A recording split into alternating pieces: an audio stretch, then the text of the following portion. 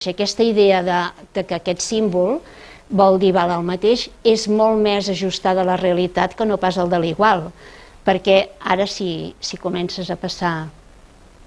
Mireu, aquí ara el que farem serà compondre i descompondre, en lloc de fer-ho amb números, en figures geomètriques. Agafem, per exemple, un quadrat de paper i el tallem amb les formes del tàngram. Això amb els més petits no va tan bé de fer-ho, però si teniu almenys 2 o 3 jocs de tàngram de la mateixa composició, o sigui, iguals, de la mateixa mida i tot plegat, ho podeu fer amb jocs de veritat. Si van fent, doncs doblen pel mig, després és igual, van acabant tenint les 7 peces del tàngram. I ara, això, els hi preguntem, a veure, quines peces veieu que són iguals? I veuen que són iguals aquestes perquè són exactament iguals, a la mateixa forma i a més la mateixa mida, i posen el símbol igual aquí entremig. Però ara, si passem una altra vegada, els hi demanem a veure quines altres hi ha, no els hi podem demanar que són iguals, perquè aquestes d'aquí no són iguals que aquestes d'aquí, però sí que valen el mateix.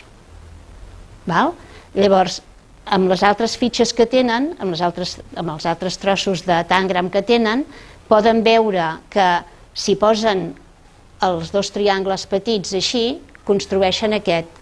O sigui, tornem a ser la composició i la descomposició, igual que havíem fet amb el número.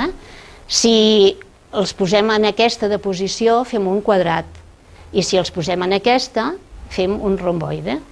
No són iguals, valen el mateix des del punt de vista de la superfície. Passa'l, sisplau, ara. Nosaltres el que voldríem és que fessin això, però hi ha nens, o sigui, aquest pas no el poden fer de seguida. Primer necessiten veure que realment això ho poden compondre, aquella figura. Un altre pas seria aquest.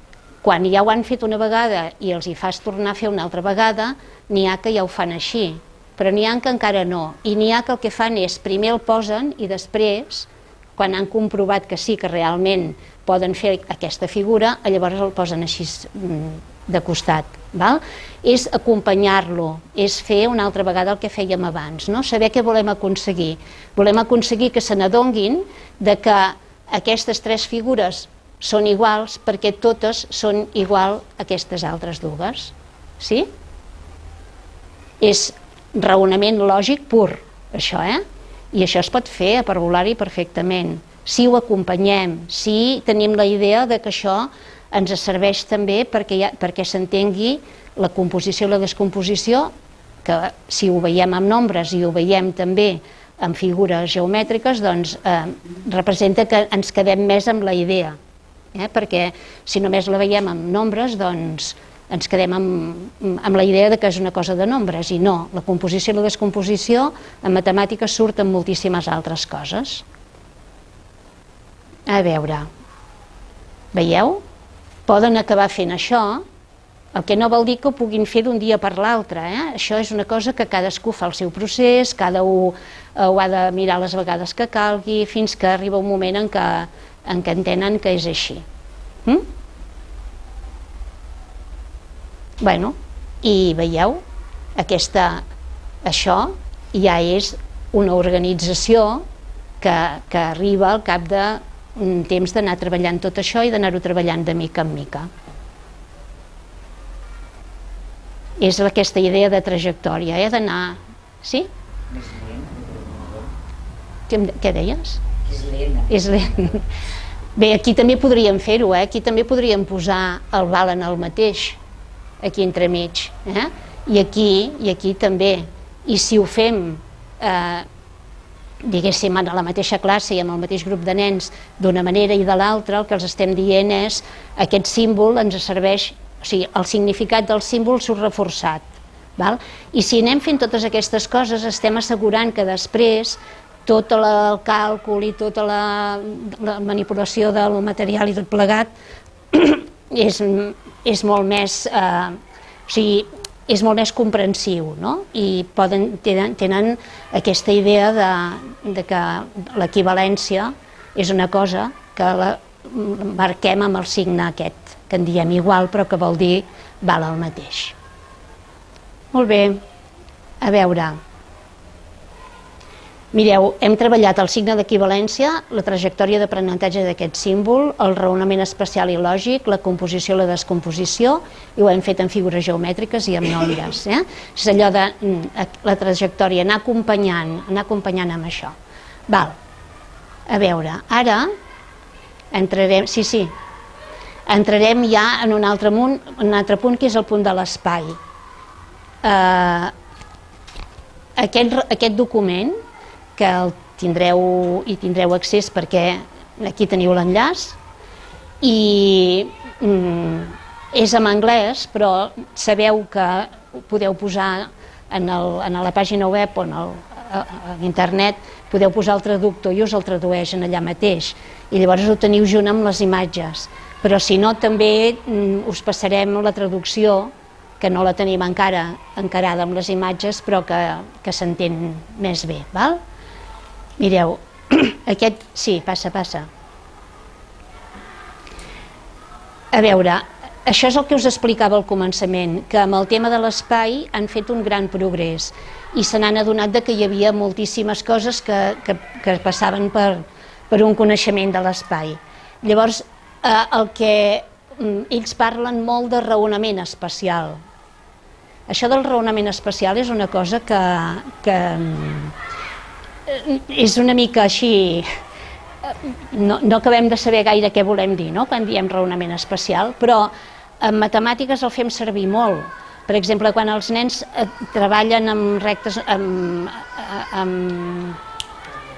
amb reglets, em sortien rectes numèriques, amb reglets, i per exemple, o bé amb els time frames, no?, amb les tires aquestes de 5, i els demanem que juntin 8 amb 4, doncs resulta que hi ha un nano que de cop i volta et diu un 10 molt ràpid, perquè ell el que ha fet ha sigut mentalment el 2, n'ha tret 2 del 4 i l'ha posat en el 8 i ha compost el 10, i llavors de seguida ha pogut dir que era 12. Això ho ha fet perquè ho ha fet moltes vegades manipulant i després ho ha pogut fer mentalment, no? Però el raonament espacial en matemàtiques funciona molt. Mireu, us dono ara un paper, passeu-se'l si de cas, i no l'obriu, si us plau. Aneu-los passant. No l'obriu fins que us ho digui, i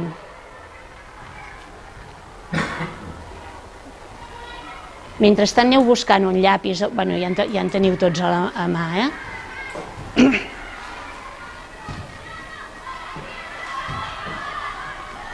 Hola.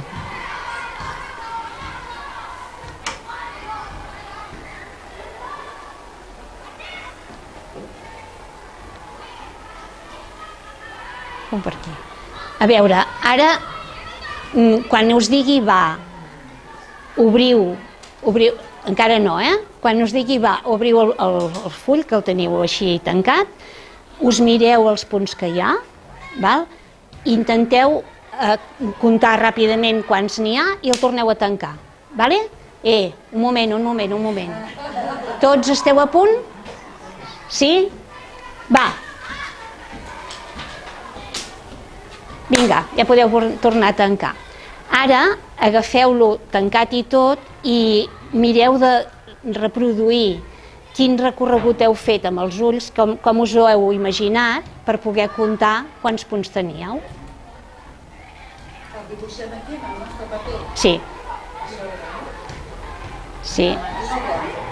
No l'obris, no. El pots... Et transparenta una mica per ajudar-te.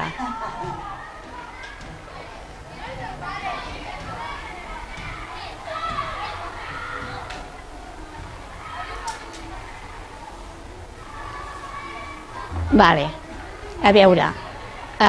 Passa. Sí, esteu? Passa? Sí. Aquí teníeu 7 punts. Això és allò que en diuen el subitizing. Els nens, també passa amb molts ocells, tenen la capacitat de captar una quantitat d'un cop d'ull. O sigui, es miren una quantitat i la capten amb molta facilitat. Però això només és possible fer-ho fins a 6. Més enllà de 6 no estem programats per poder-les comptar. I llavors aquí n'hi ha 7, i hem de fer alguna cosa, alguna estratègia per poder-ho comptar. N'expliqueu alguna de les que heu fet servir? Jo d'esquerra a dreta. Tu d'esquerra a dreta. Quin altre? Qui més? Jo de dreta a esquerra. Tu de dreta a esquerra. Has fet un romb així i després... Molt bé. Un rombe i una fletxa. Algú més ha fet alguna altra cosa? És que jo no he fet cap romb, o sigui, compartir les 2, 3 i... Molt bé, molt bé, molt bé. Veieu que tots hem escollit una manera de fer-ho i una manera de fer-ho diferent. I aquí no ho hem fet perquè no tenim temps de fer-ho, però això és una cosa que fa la Jo Boaler, i el que fa amb els nanos és dir-los que expliquin com ho han fet. O sigui, vosaltres us ho he deixat dibuixar, però ells el que fan és que expliquen com ho han fet i ella va dibuixant el que ells diuen. Per tant, han de fer l'esforç d'explicar: he agafat el punt de més a l'esquerra, he anat cap amunt, després he baixat, després he tancat. Per tant, estan fent servir vocabulari d'espai, situació a l'espai, i amb això estan com aprenent també, diguéssim, geometria, aprenent coses d'espai. Imagineu-vos, proveu-ho de fer en algun moment en la vostra classe i a veure què us surt, potser fent-ho amb menys, però que ho poguessin compartir. Passes que, mireu quantes ens... I no hi són totes. La Boaler diu, i el curiós és les ganes que els hi queda de continuar buscant quantes maneres més. Però a més d'això, això té moltes més avantatges, perquè resulta que quan un nen ha fet aquesta, per exemple, o ha fet aquesta, li sembla que tothom haurà fet aquesta. I quan els altres expliquen que ho han fet d'una altra manera, diu: ostres, a mi això no se m'havia acudit. Ostres, i aquesta tampoc. I mira, per exemple, aquesta i aquesta, veieu? Els dos que fan això, quan veuen el que ha fet l'altre, diu: clar, també es pot veure una altra figura aquí, no? Veieu què estem fent amb això? Estem dient, les matemàtiques es poden fer de moltes maneres, i si tu has vist una cosa d'una manera, doncs tens dret a mantenir-te, no has de canviar i pensar que l'altre ho ha fet bé i que tu ets el que t'has equivocat. I en matemàtiques això ho fem molt, Sembla que tot només es pugui fer d'una manera i que quan algú, a més, la mestra li diu que ho ha fet ben fet, els altres diuen: vale, doncs jo ja no cal que pensi perquè jo no ho hauria fet així, no? Per tant, ho dic, o sigui, jo penso que això serveix molt per veure aquest tema d'espai i de com podem fer servir el raonament lògic de moltes... no lògic, el raonament especial de moltes maneres. Tornes enrere que hem fet la prova... l'altra encara. Sí, perquè mireu, aquí hi havia una mica aquesta definició del que és el raonament especial. El raonament especial, de fet, és la nostra interpretació de les coses, de com estan les coses, i nosaltres inclosos. O sigui, si jo et dic que ell està al davant, ho dic en relació a mi, perquè de tu no t'està al davant, t'està al costat. O sigui, nosaltres som el punt de referència quan estem parlant de temes d'espai. Per un altre costat, diuen que la consciència corporal i les experiències que has tingut abans compten molt a l'hora de fer raonament especial.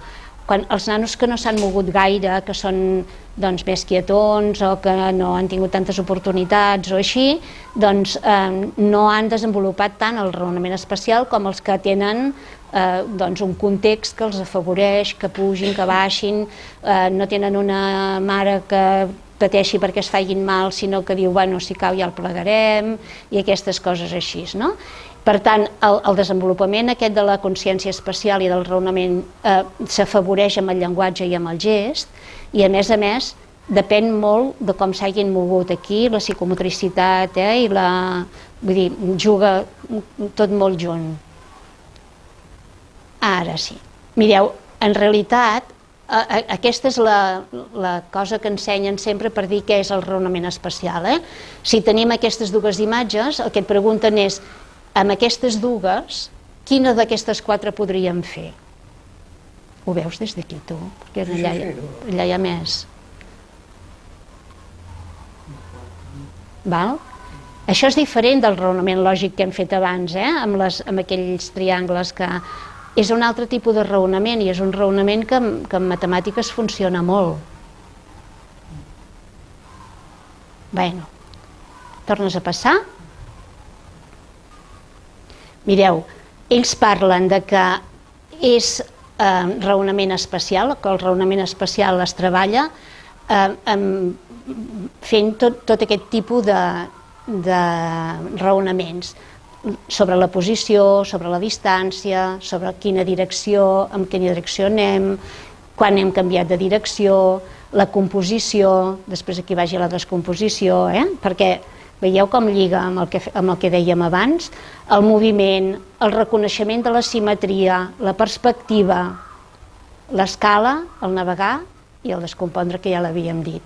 Però mireu, una cosa que han trobat és que la simetria, en el moment en què als nanos se'ls planteja la simetria, ho veuen tan clar, tan ràpid, que els ha fet pensar que això es podia treballar molt abans, perquè la consciència de la simetria, només de posar les mans així, ja la tens. És una idea que no la treballem perquè ens sembla que és molt difícil, quan en realitat és una idea que tenen molt ben assumida.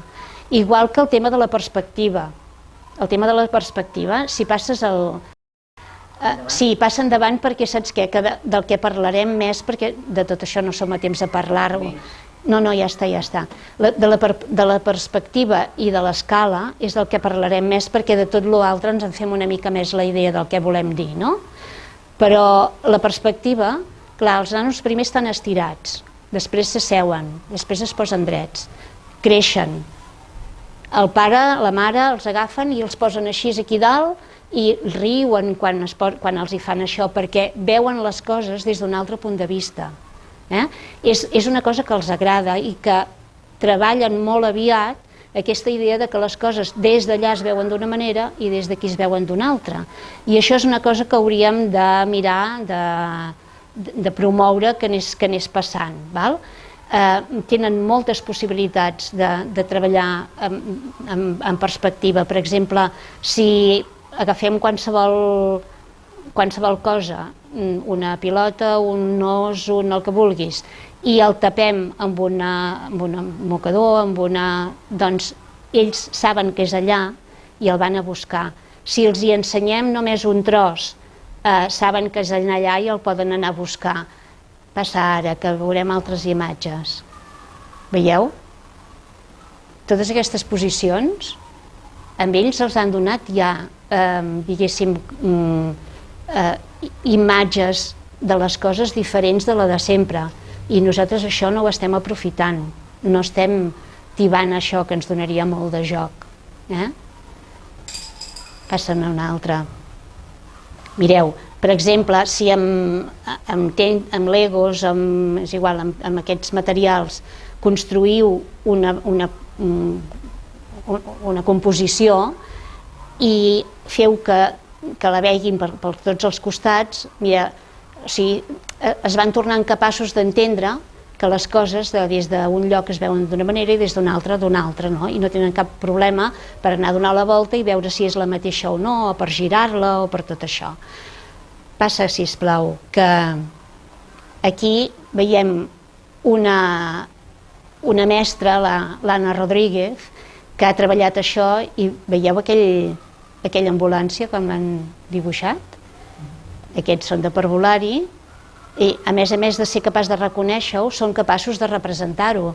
La representació també és una manera de treballar l'espai. Quan dibuixem, el paper acostuma a ser més petit que la cosa que dibuixem, val? I ara aquí entrem amb l'escala. Abans passem per una pizza, per això.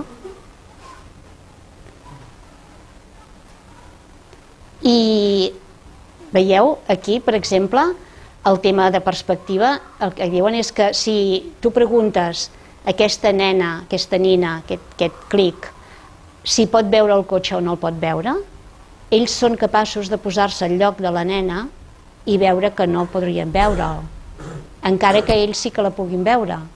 I això, té gruix. Això és. Sí. I tot això fa funcionar el cervell i després ens pot permetre fer coses d'aquestes que dèiem abans. Passa que em sembla que ara ja entrem a l'escala. Sí, l'altra cosa que entenen és l'escala.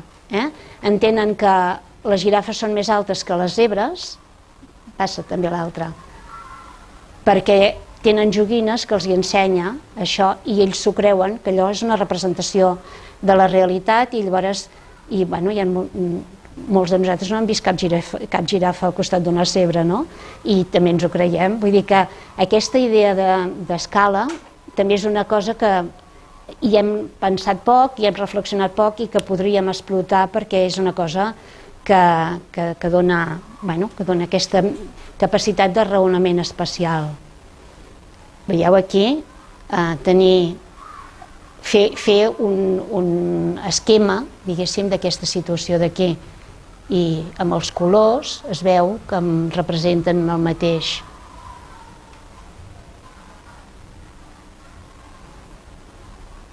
Sí. I, per exemple, el tema aquest de l'escala ens ajuda a entendre la recta numèrica. Si després tenim aquesta recta numèrica, veieu aquesta que és més llarga que aquesta, i en canvi l'ordre és el mateix, o sigui, la proporcionalitat que hi ha, la proporció que hi ha d'haver entre un nombre i l'altre és la mateixa. Quan els hi posem en els nanos la recta numèrica que hi falten nombres, ells dedueixen on va per l'espai que hem deixat entremig.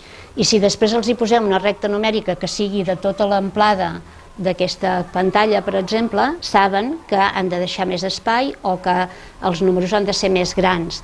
És una manera també de treballar un codi com el codi numèric que té una quantitat d'implicacions espacials molt gran, perquè si l'11 hem d'entendre que el primer 1 val 10 i el segon 1 val 1, necessitem tenir clar on estem posats, si a davant, si al darrere, si al davant en una línia que és imaginària, perquè és la d'esquerra a dreta, que és convencional com moltes d'altres.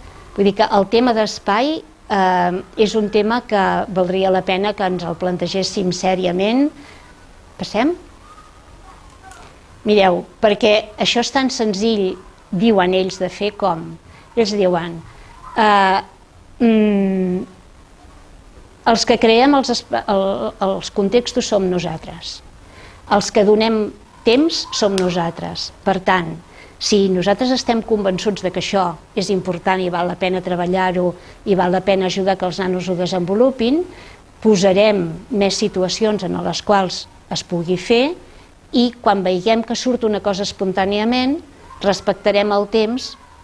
No els direm, vinga va, que hem de marxar, sinó que direm, bueno, a veure, o canviem de feina, doncs deixem-li temps perquè resulta que ara això que està fent és una cosa que li està fent servei, no? Si fem gestos, si fem servir gestos, quan diem un ben gran o un ben petit, o pugem a dalt, o baixem a baix, o ara gira, ara es tomba, o sigui, el gest i acompanyat de paraules, això ho deien l'altre dia les de la Vila Olímpica, no? Posar paraules al que els nens estan fent ajuda molt, molt a que en prenguin més consciència.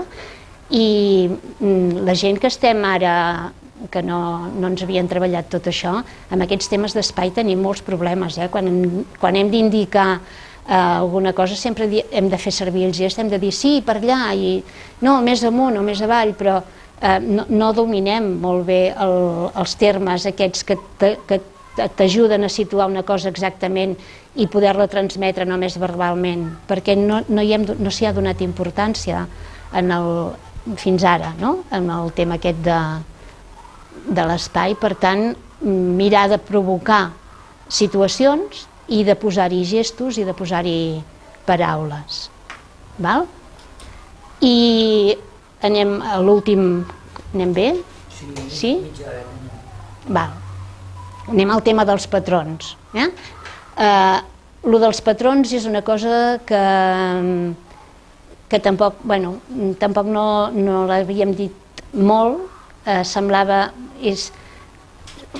Els que més aviat vam estudiar coses de Piaget, doncs parlàvem de classificació, d'ordenació i de seriació. I el patró és com una barreja de seriació i d'ordenació. És ordre i un ordre que es repeteix. I llavors, a veure, això vosaltres segur que ho teniu claríssim. Els nens, en el moment que els deixen a l'escola i ploren, deixen de plorar en el moment en què entenen el patró. Diuen, la mare m'ha deixat, però ara hem sortit al pati i quan tornarem a entrar del pati ja em vindrà a buscar. I llavors això els ajuda a estructurar el temps i a preveure el que passarà. I els patrons tenen aquesta gràcia, que ens ajuden a preveure, a fer previsió del que passarà. Però això és una cosa que també l'hem d'entrenar i que també hem de mirar de posar-los moltes situacions en les quals hagin d'adonar-se d'això. Vols passar? Mireu, un patró és una repetició. És qualsevol regularitat predictible, normalment implica relacions numèriques, espacials o lògiques. I les matemàtiques són un patró, consisteix en descobrir les relacions que es repeteixen. Això ho diu la Sue Gifford, que us passarem, aquí teniu els enllaços, però té un vídeo que ho explica de dalt baix, tot el que se sap en aquest moment de patrons, i a més teniu un enllaç aquí que el va fer la Laura Gris, ex de la vostra... Sí. Sí, la Laura Gris no va ser una de les que havia fet el curs Aramat 08?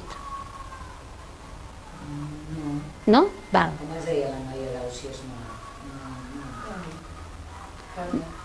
No, ell és de la SEAT, de l'escola SEAT.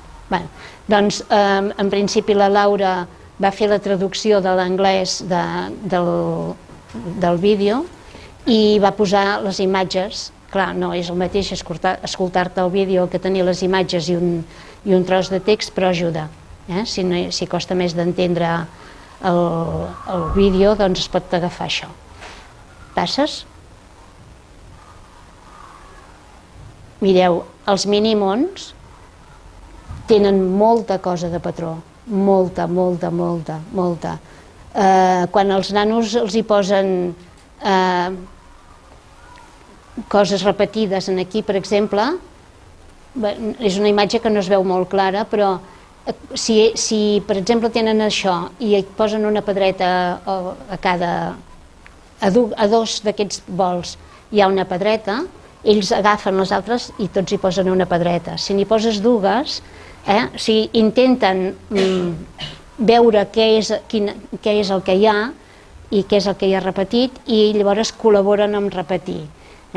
Comencen a posar coses aquí, doncs continuaran posant coses aquí.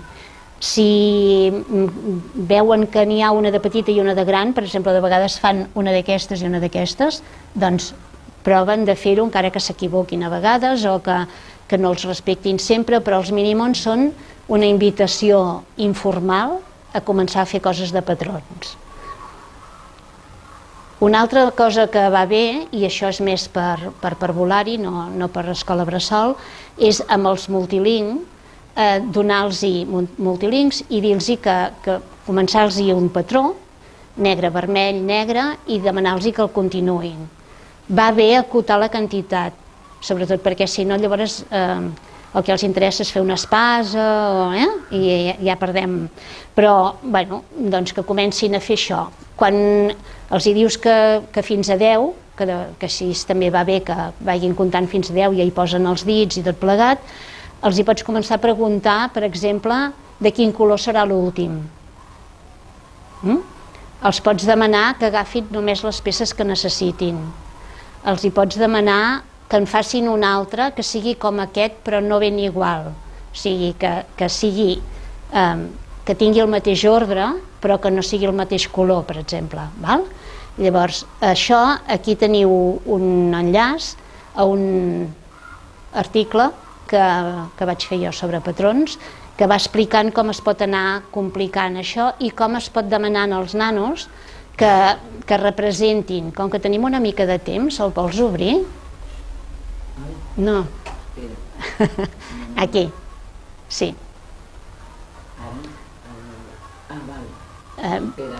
Sí, ho feies bé, tira avall. Així. Mira, aquesta és la imatge aquesta que teníem, tira una mica més avall. Veus? Per exemple, per ara, aquí van fer patrons d'un, canviant cada un, i aquí i també cada dos, val? I llavors els hi vam demanar a veure si haguessin de posar-los tots en una capsa, quins posarien en una capsa i quins posarien en l'altra. I van classificar els que eren 2, 2, 2, 2 i 1, 1, 1. Després en vam fer un altre que era 1, 2, 1, 2 i vam fer una altra capsa. Continua mirant aquí avall perquè... aquí. I llavors, una mica més avall, perquè això ja és una mica el que hem explicat. Llavors, els hi vam demanar que diguessin com ho dirien ells que era aquest patró. I mireu, deien un, escrivint un amb... no, sí, un amb lletra de pal i l'altre amb lletra lligada. 2, 2, 2, 2, també, un amb lletra de pal i l'altre amb lletra lligada. I en canvi, quan després van fer l'últim, aquest ja no ho van fer amb això perquè no feia falta. Mireu, aquí, per exemple, un altre ho va representar així. I, bueno, és una mica d'anar mirant... Bueno, si teniu ganes de mirar-vos-el, doncs aquí en el mateix PowerPoint el teniu.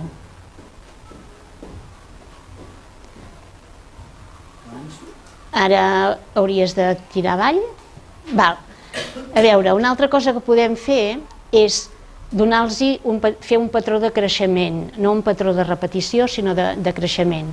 Aquí tenim un cub, un quadrat, que podria ser un cub si fos en 3 dimensions. Aquí ha crescut, aquí ha crescut, i els hi podem demanar...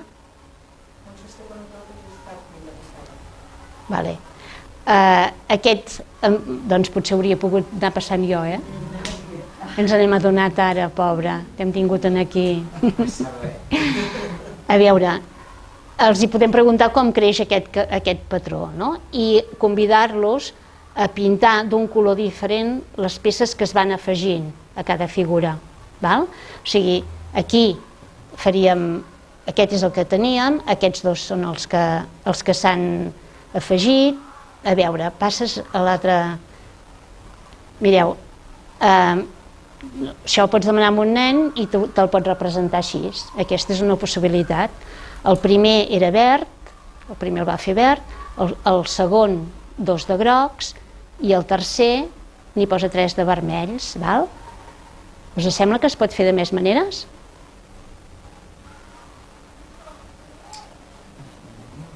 Vale, passa. Veus?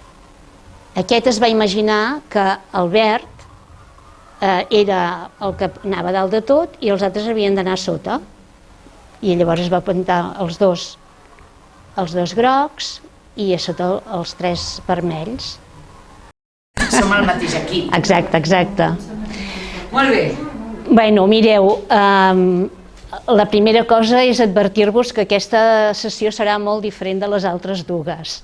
Heu tingut una presentació de 3-6, que la vam fer primer que la del 0,8 pel tema del Covid i de que, bueno, per combinar-ho millor, però han sigut dues presentacions d'experiències d'aula que les vam seleccionar perquè les experiències eren bones, però també i sobretot perquè eren molt ben conduïdes. O sigui, no només l'experiència era maca i era ben pensada i els materials estaven molt adequats i tot plegat, sinó que les persones que conduïen l'aprenentatge dels nanos realment eren com un model de com s'havia d'intervenir. No sé si ho veu veure així, però a mi em sembla que eren dos bons models de dues actuacions en dos nivells diferents, el 0,3 i el 3,6. Però com que també podríem continuar fent experiències d'aula, però jo penso que els mestres ens hem de començar a acostumar a estar alerta de totes les coses que ens van venint noves sobre educació, perquè des que ens fem la formació inicial fins que portem 10 anys treballant, 15 anys treballant, han canviat coses, s'han modificat coses, i en aquest moment és un moment que especialment estan canviant coses en la franja 0,8 per raons diverses. Sí, per exemple, una de les raons és perquè els nens des de molt petits interactuen més. Abans els nens els tenien només al llit durant molts mesos i semblava que es podien neular si els posaves gaire, i ara doncs els nanos surten d'allà on van néixer, de la clínica, d'allà on sigui, i se'n van a comprar el Corte Inglés. Vull dir que llavors diguéssim, els estímuls que tenen són molt més, no? Tenen molts més estímuls. Per un altre costat, tenim moltes més maneres de saber què pensen i què aprenen i com ho entenen i com, sense ser invasius. O sigui, en realitat, la neurociència ens ha ajudat molt. O sigui, ara poden veure, simplement posant-los coses que no els hi fan en absolut mal ni els molesten, es pot veure com treballa el seu cervell. Es veu allà on s'il·lumina, allà on està treballant. I això permet veure que, per exemple, una cosa tan diguéssim, curiosa com que la matemàtica i l'espai es processen en el mateix lloc del cervell, o sigui, estan a tocar, i saben que les neurones que comparteixen espai doncs també comparteixen funcions, per tant que això els ha fet deduir que l'espai pot evolucionar molt més i que si evoluciona més l'espai, les matemàtiques funcionen més bé. Ara tenen aquesta hipòtesi i a Suècia, per exemple, hi ha la tira de gent que està compromesa en veure si realment el treball d'espai és un predictor de l'èxit en matemàtiques. Però mirant tot això han descobert que els nanos des de molt petits tenen coneixements que no sabíem que tenien, que no ens hi fixàvem, que sí que ho sabíem perquè després ho veureu, són coses que les hem vist tots, però no les havíem interpretat com que eren coses que ens facilitaven les matemàtiques. Per tant, aquest és un altre punt, i l'altre punt és que hi ha molts més nens escolaritzats, molts més, i cada vegada més es veu que escolaritzar-los aviat és millor, que els nanos que estiguin amb els altres més aviat i tot plegat els ajuda.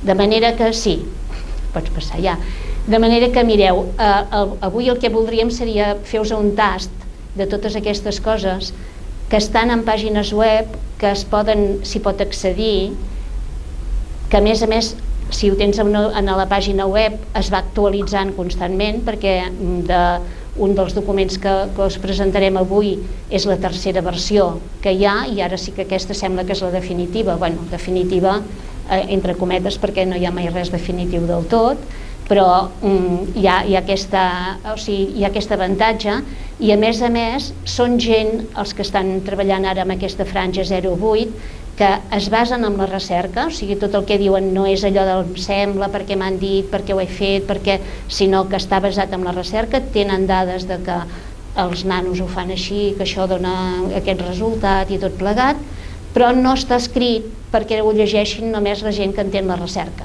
perquè tu et poses a llegir una recerca i citen a tanta gent i diuen unes paraulotes d'una manera que dius, va, tu, que jo tinc feina, no? I no em puc estar aquí intentant desxifrar això. O sigui, estan fent coses a nivell de divulgació, perquè tant les famílies com els mestres ho puguem llegir directament i puguem estar al corrent de per on estan passant. Val?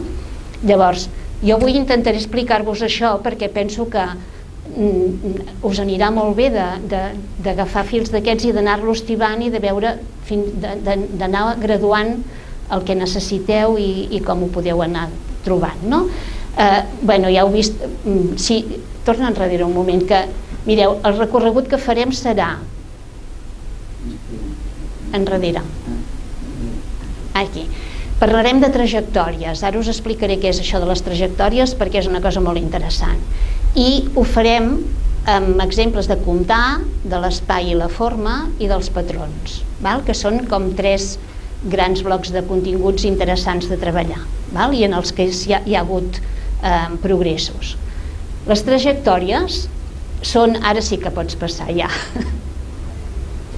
a més ho tindreu tot aquí escrit, vull dir que no cal que t'apuntis la definició de trajectòria perquè, mireu, de les trajectòries en vam començar a sentir parlar en un moment, la Carme Burguès ens va portar un dia allà al Cesire 17 fulls, això són 17 pàgines, i ens va dir, mireu que això està molt bé, que això és una cosa que anirà a més. Això devia ser el 2012-2013, el 2015 aquests mateixos autors, el Clemens i la Sarama, van fer aquest llibre, van publicar aquest llibre, que era tot el que havien pensat posar a la pràctica a Colòmbia i així quins resultats havien donat. I la tercera versió de les trajectòries és aquesta pàgina web que està pagada pel Bill Gates i la Melinda Gates perquè als Estats Units representa que la gent que fan inversions en coses d'educació tenen molts descomptes amb els impostos i amb tot plegat i amb l'empenta aquesta que hi ha donat que ells hi posessin diners han acabat de completar les trajectòries. Si passes, ara explicarem què són les trajectòries. Mireu, ells el que van veure i això ho hem vist tots, que els nens i les nenes segueixen progressions naturals de desenvolupament en el seu aprenentatge. Ells naturalment van aprenent les coses amb un cert ordre, no? El que passa és que no és exactament igual l'ordre sí, però de vegades no és ben bé igual el procés per tothom, però en tot cas hi ha una gran, diguéssim, una gran coincidència amb una trajectòria. Llavors, el que ells veuen és que hi ha unes activitats que podem fer amb els nanos que ajuden els nanos a seguir aquesta trajectòria. O sigui, la investigació ha revelat seqüències d'activitats i d'intervencions que són efectives per guiar els nens a través d'aquests nivells de pensament. A veure, això d'entendre l'aprenentatge com un camí, si passes ara veurem el camí, si veiem l'aprenentatge com un camí, que tu pots anar una mica més cap aquí, una mica més cap allà, però més o menys tots fem el mateix camí, resulta que el que se'ns ha acabat això de dir, pensem que els nens a P5 han d'arribar fins a tal número, a P3 fins a tal altre, a P4 fins a tal altre, o que han de saber reconèixer les formes geomètriques, totes aquestes en aquesta edat o en aquesta altra. S'ha acabat això, i això ens ajuda molt perquè ara tenim nens que quan arriben a P3 porten 2 anys d'escolaritat, nens que arriben a P5 i que és la primera vegada que han anat a escola perquè a la millor han immigrat i han passat, és igual per les raons que sigui, i tenim els nens amb evolucions molt desiguals de l'escola. Per tant, tots ens trobem que a P3 hem de començar a fer, i a escola bressol també, hem de pensar, a veure, aquest nen on està? Què pot fer? Què està fent? On el tinc? I això sí que ho sabem veure, però després, què és el que ve a continuació, què és el que pot fer perquè ja està aquí, és el que ens expliquen amb les trajectòries. D'acord? O sigui que és aquesta idea de tenir un objectiu d'aprenentatge, un camí per assolir aquest aprenentatge i un conjunt d'activitats que són les que ajuden a anar fent camí fins que arribes en aquest altre objectiu. Val? És potent aquesta idea, perquè de vegades veiem que els nanos s'han encallat en algun lloc i ens sembla com que esperant que es facin més grans ja hi arribaran, no? Bueno, n'hi ha que sí i n'hi ha que no, i n'hi ha que els hi queda algun buit i després més endavant surt i llavors no entén una cosa quan és més endavant perquè resulta que això no ho havia cobert, no? Passa, sisplau. A veure, el que sí que és important en cada cas és que sapiguem què volem que aprenguin, val? Quines dificultats porta implícites un determinat aprenentatge, que de vegades no les coneixem prou bé, que busquem maneres de facilitar el desenvolupament per aconseguir l'objectiu i que disposem d'activitats adaptades a aquestes dificultats. Val? Perquè el que busquem és que hi hagi un aprenentatge comprensiu i no un aprenentatge memorístic. Sí? Fem-ho amb un exemple, ja veuràs si passes. Mireu, la proposta de comptar, l'aprenentatge de comptar, això vosaltres ho sabeu perfectament perquè ho heu vist tots. Primer el que passa és que es posen a comptar i diuen 1, 2, 3, 4, 5, 6, 7, 8, 9, 10 i la mà els hi va a poc i les paraules van molt de pressa, o al revés. A vegades hi ha nens que fan al revés, que la mà els hi va molt de pressa i no surten de dir els noms dels nombres. Aquí hi ha un desajustament que fins que això no s'ajusta no poden comptar. Tots coneixem les cançons aquestes del Pito Pito Colorito i La Plata d'Enciam, que són bones perquè resulta que el que fan, els permeten és assenyalar cada síl·laba, assenyalar cada nom o assenyalar cada frase. Vull dir que cadascú es pot comptar, n'hi ha que diuen pito, pito, colorito, d'altres que diuen pito, pito, i d'altres que diuen tota la frase sencera i assenyalant una sola persona. Fixeu-vos que per fer això generalment compten nens. Comptar nens és molt més fàcil que comptar una cosa petita sobre d'una taula. O sigui, han de fer un moviment llarg i això ho fem tots perquè el que fem és comptar els nens que estan asseguts amb rotllana i llavors, vull dir, és una cosa que els hi és fàcil d'acompanyar. Després, quan ja tenim això que ja es coordina, el que podem fer és fer-ho amb fustes petites i a sobre de la taula, perquè ara ja tenim més control i poden anar assenyalant cada un. No, encara no. Poden anar assenyalant cada un. Aquí el que fan és dir 1, 2, 3, 4, 5, 6, 7. Hem aconseguit aquella primera part, però llavors quan li preguntes quants n'hi ha, torna a comptar. I quan li demanes quin és el 7, aquest és el 7. O sigui, el 7 consideren que l'últim nom que dius és el nom de l'última cosa que has comptat, no que tots plegats són el 7.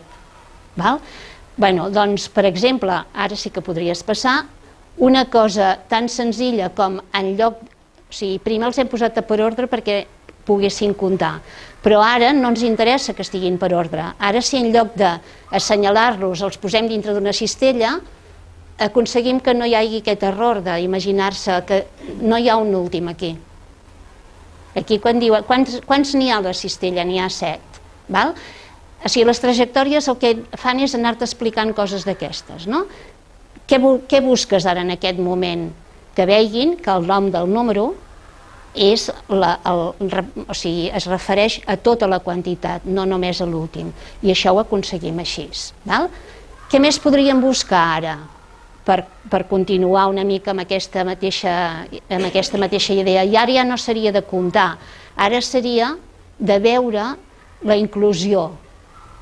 perquè si els 7 són tots, és una idea inclusiva, no? Aquesta idea d'inclusió la podríem treballar ara aquí, per exemple, dient que en tenim 2 de vermells, 2 de blaus i 3 de grocs, i entre tots en tenim 7, val?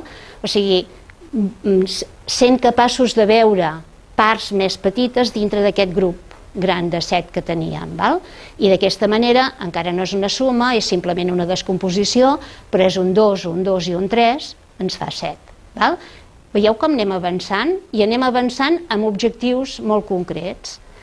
Podríem haver fet fins aquí i no haver entrat en aquí, o que totes les fustes fossin del mateix color, però si pensem una mica, si fem això, això ens permet anar una miqueta més enllà. A veure, veieu? Aquí tindríem, diguéssim, el pas aquest de la descomposició. Si tornes a passar, a veure, ara que hem vist aquesta idea amb el comptar, ha sortit el tema de la composició de la descomposició, i ara entrarem aquí en un altre moment en què parlarem de comptar i també d'espai i forma. Passes? Mireu, aprofitarem per parlar de compondre, descompondre i equivalències. Passes? Mireu, aquí ens podem preguntar, aquest signe és el signe igual o és un signe que el que diu és que val el mateix? No és igual, sempre, val el mateix. I encara un altre? El lineal és aquest. A veure, passa. Aquest. També s'hauria pogut fer en pla, però diguéssim per dibuixar això en 3D, sí, en material real, sí, no? Tornem a ser una altra vegada amb allò que dèiem de com han relacionat els 7 punts. Cadascú ho veu d'una manera diferent, veieu? És que el raonament espacial et dona moltes possibilitats, perquè hi ha moltes maneres de fer les coses, no? I ara aquí podríem dir, doncs provem de fer la quarta pila? No, no hi és. Però vull dir que seria la idea aquesta de dir, podríem anar encara més enllà, no? Sembla que estem. Sí. Us havíem dit que hi havia la web del CSIRE, que abans dèiem que us hauríem d'explicar com arribar-hi per trobar aquestes coses, perquè potser valdria la pena que ens hi connectéssim, Sílvia, no? Sí, des de... Vols que entri aquí? Ara ja podria, ja està, vull dir que... Sí. Vols que entri aquí? Sí. T'hi porta?